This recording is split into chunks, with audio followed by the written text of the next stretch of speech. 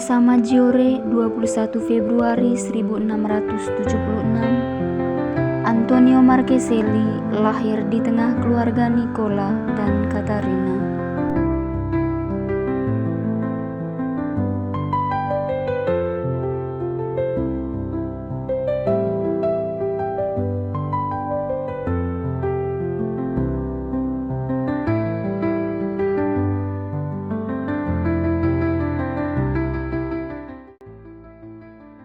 Antonio kecil kemudian dibaptis di gereja Santo Yohanes Pembaptis. Giuseppe Antonio Marcheselli, aku membaptis kamu dalam nama Bapa dan Putra dan Roh Kudus. Amin.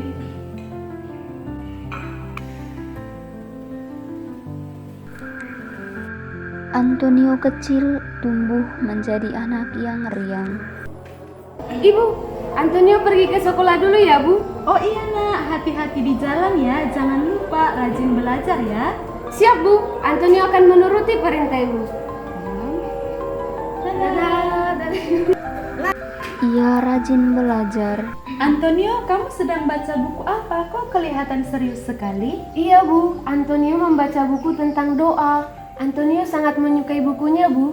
Oh, jadi Antonio sangat menyukai bukunya. Iya, Ibu. Antonio sangat menyukainya. Jadi kalau begitu lanjut saja membaca bukunya. Dan maaf ibu telah mengganggu. Tidak mengganggu, Ibu. Malah Antonio senang karena Ibu datang bertanya kepadaku. Terima kasih ya, Bu, karena Ibu selalu bersama Antonio. Dan berdoa.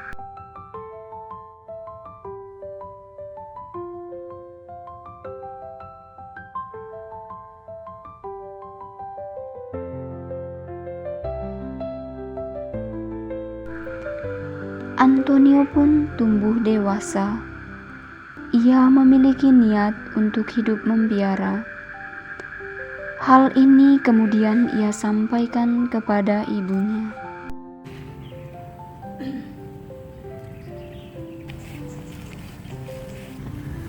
Ibu, Antonio ingin membicarakan sesuatu kepada ibu.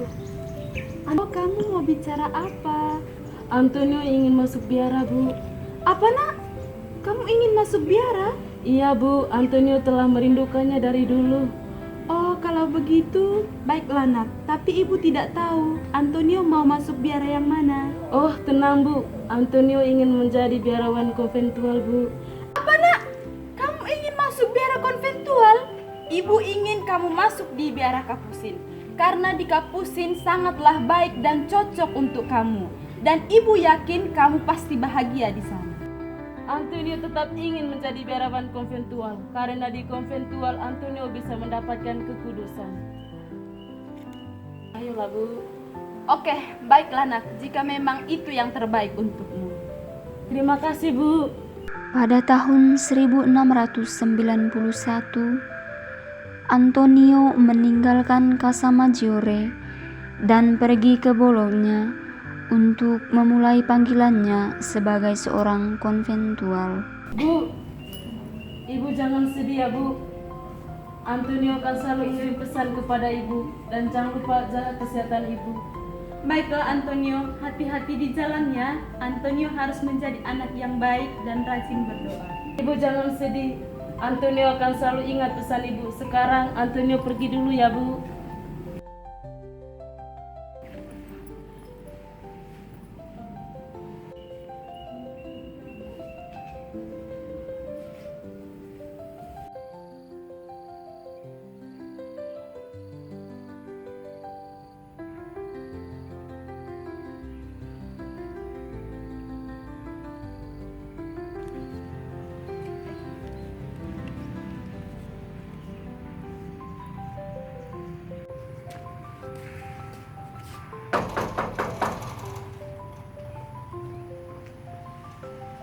Selamat datang, Giuseppe Antonio Marcheselli. Terima kasih Bapak telah menerima saya. Silahkan masuk.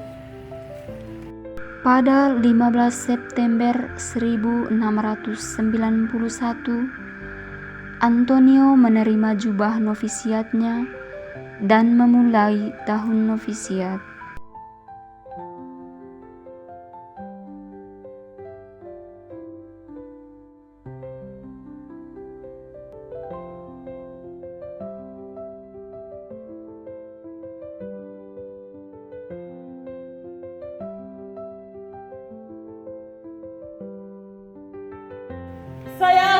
mencintai Tuhan seperti cinta Santo Fransiskus Assisi. Pada tanggal 16 September 1692,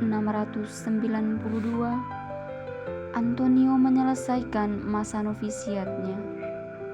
Kini ia ditugaskan di Ravenna.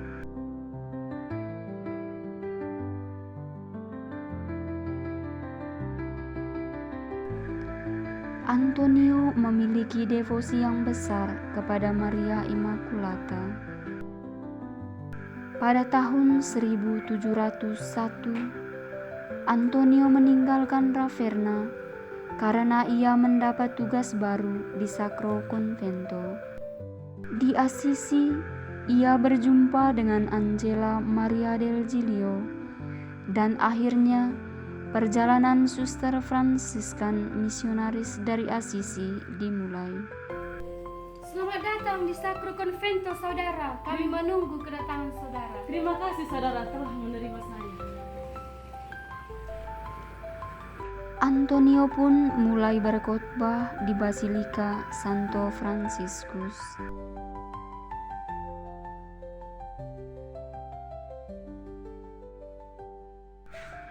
Angela del Giglio, seorang anggota Ordo Ketiga, pendengar yang baik, memutuskan untuk bertemu dengan Pastor Antonio.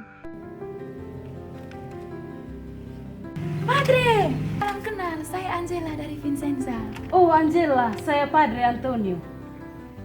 Bapak, saya sangat kagum mendengarkan khotbah Bapak. Tapi saya belum sampai pada jalan suci untuk melayani Tuhan. Dan karena itu, saya ingin banyak belajar dari Bapak. Oh baiklah Angela, saya akan menuntunmu untuk mencapai keinginanmu. Terima kasih Bapak. Sama-sama Angela. Setelah perjumpaan dengan Angela, Pastor Antonio tahu bahwa Angela adalah jawaban dari Tuhan atas pertanyaannya selama ini, yaitu untuk memperbaharui Ordo Ketiga. Dengan hati-hati ia membimbing Angela ke arah spiritualitas hingga akhirnya mengutarakan keinginannya untuk memulai sebuah perkumpulan kecil.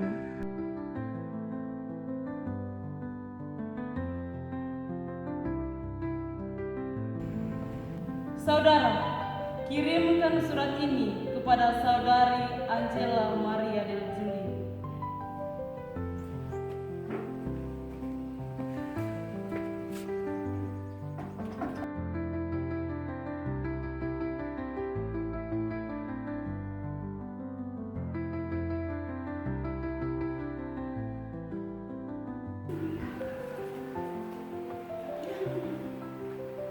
Ia merencanakan pendirian tarekat baru.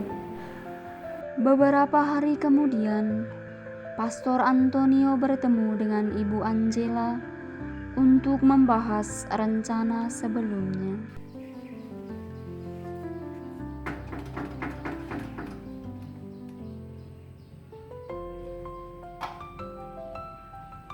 Selamat pagi, saudari Angela. Engkau telah mengetahui isi surat yang telah saya kirim kepadamu, dan engkau tahu maksud dan tujuan dari surat tersebut, bahwa engkau dapat menolong saya dalam perencanaan saya mengenai Ordo Ketiga. Saya Bapak, tapi saya hanyalah perempuan biasa yang tidak layak menerima karya yang sungguh sangat mulia itu. Tidak Angela, kamu adalah perempuan yang layak dan pantas yang menerima karya dari Allah lewat rencana kita nanti. Tapi Bapak, itu semua tidak mungkin. Saya tidak tahu apa-apa.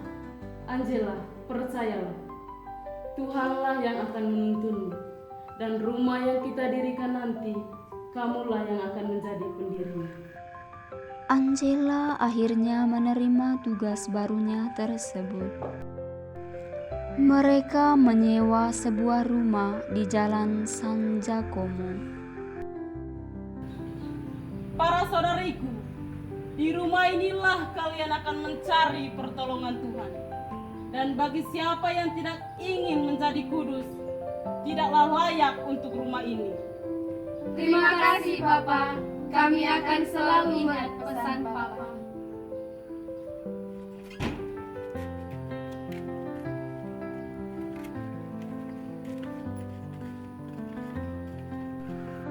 Di rumah itu mereka mulai mengajar. Pastor Antonio terus berada di sampingnya sampai saat terakhir hidupnya. Menjahit dan menyulam.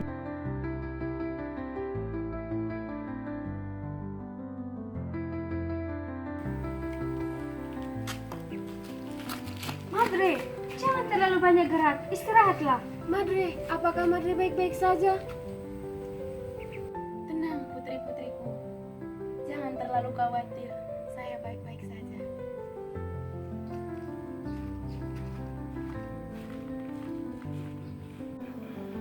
Madre, apa yang Madre lihat?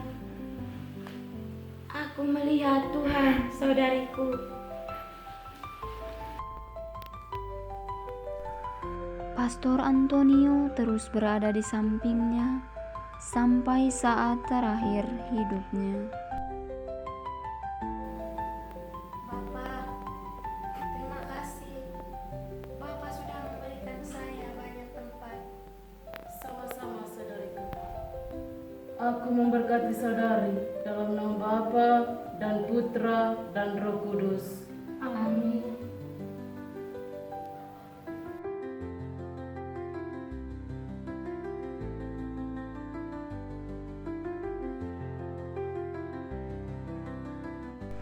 Setelah Ibu Angela meninggal, Pastor Antonio mempercayakan kumpulan kecil itu kepada Suster Angela Pani yang merupakan keponakan dari Ibu Angela. Saudariku, kamulah yang akan melanjutkan pendirian ini.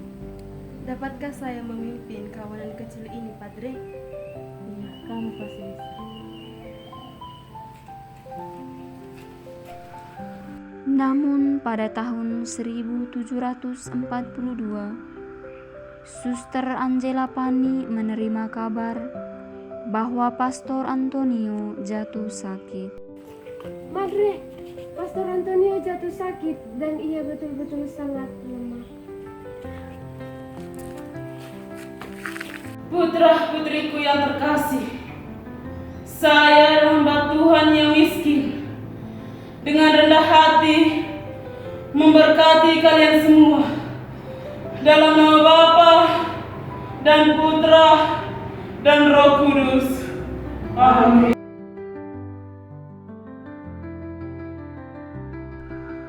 Ia sudah pergi, namun semangat dan doa-doanya akan tinggal tetap bersama kita. Jadilah bunga kecil di ladang Tuhan yang tidak mempunyai nama, namun menyenangkan Tuhan yang empunya tanaman.